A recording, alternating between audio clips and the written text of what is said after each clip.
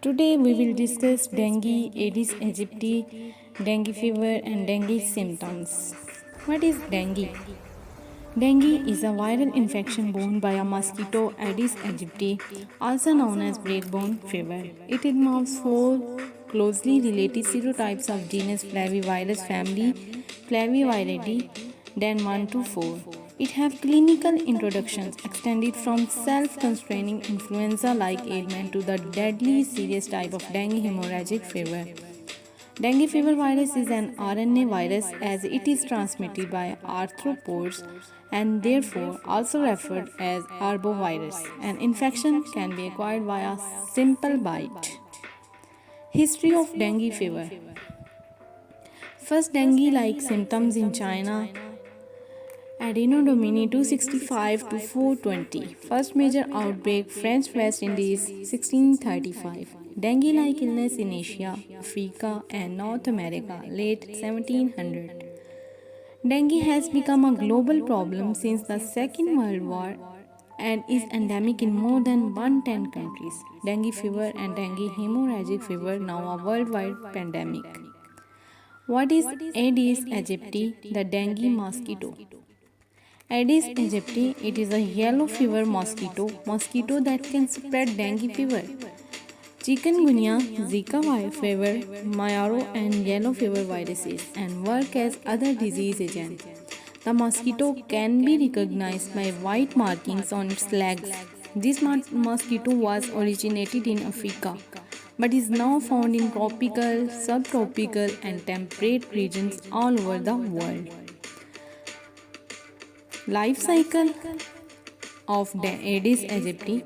Eggs are by female mosquito in the inner wet walls of container. Extremely solid eggs are laid by mosquito. 100 eggs one after another. Larva feeds on microorganism in water and then turns into pupa, which will then rise up into adult form. Dengue fever symptoms. Dengue should be suspected when there is a high fever, 40 degrees centigrade to 104 Fahrenheit.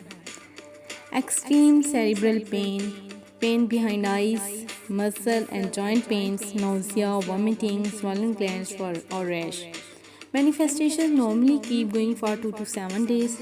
It leads to the incubation period of 4 to 10 days when mosquito bites the person. This incorporates dengue hemorrhagic fever, an uncommon difficulty portrayed by high fever, harm to lymph and veins seeping from the nose and gums, growth of the liver, and disappointment of the circulatory framework.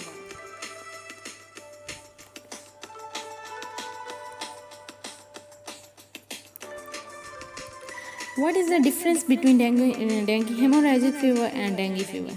Dengue hemorrhagic fever involves three phases: febrile phase, critical phase, and recovery phase. Dengue fever involves febrile phase, then recovery phase. There is no critical phase. Febrile phase involves febrile stage lasts 2 to 7 days. It involves skin erythema, body hurt, measles-like rashes, and cerebral pain. It can very well be difficult to clinically distinguish dengue from non-dengue febrile infections. Critical phase. When the temperature decreases to 37 degrees to 38 degrees centigrade or less and remains lower at this point after 3 to 7 days of illness, organ dysfunctions, severe bleeding and shock occurs in less than 5% of all cases. Recovery phase. If patient persists in living in a crucial period of 24 to 48 hours, incremental extravascular liquid fluid reabsorption happens during the 48 to 72 hours that follow it. General health increases, appetite returns, gastrointestinal symptoms decrease, hemodynamic status settlement, and diuresis decrease.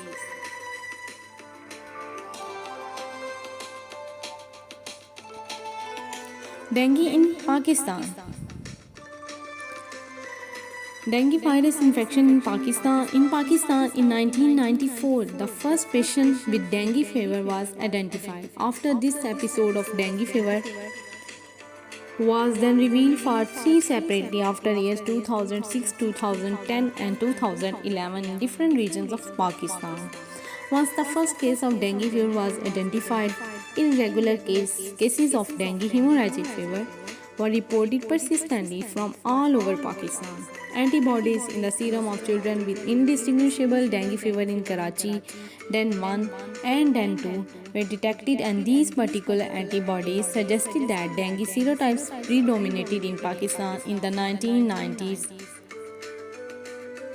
What is the economic impact? The disease brings about gigantic deadliness and mortality and causes critical financial weight in the endemic nations.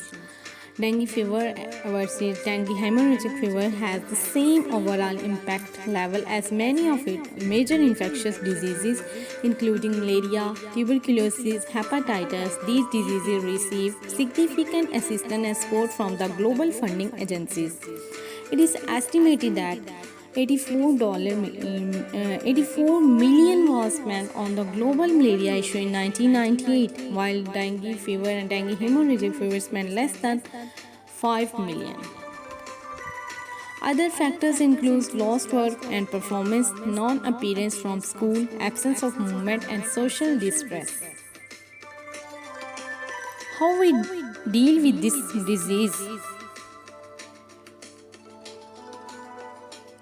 Preventive strategies and vaccine. There are three ways to tackle the issue of dengue fever. The first is to utilize a preventive measure by avoiding contact with contaminated mosquitoes. Drying out can be halted by oral rehydration treatment, and if oral admission is but impossible, venous liquid substitution can be utilized to put off shock in patients. In the event that platelet level dips under 20,000 or if bleeding continues, platelet transfusion is proposed. Other preventive measures include mosquito-proof containers for water storage, clean environment. There is no approvable vaccine for the dengue virus. As a result, prevention thus depends on control of and protection from bites of mosquito that transmits it. Recommendations. Dengue fever and dengue hemorrhagic fever are indistinguishable at the time of presentation. Careful attention, physical signs, and as well as appropriate and timely laboratory tests are key to diagnosis. All probable and confirmed cases need to be admitted and reported to health department. Economic assistance should be provided to those activities and programs which may be helpful to control dengue. Government organizations and non-governmental agencies should initiate their programs on a comprehensive educational campaign to improve awareness and knowledge of preventive measures against dengue.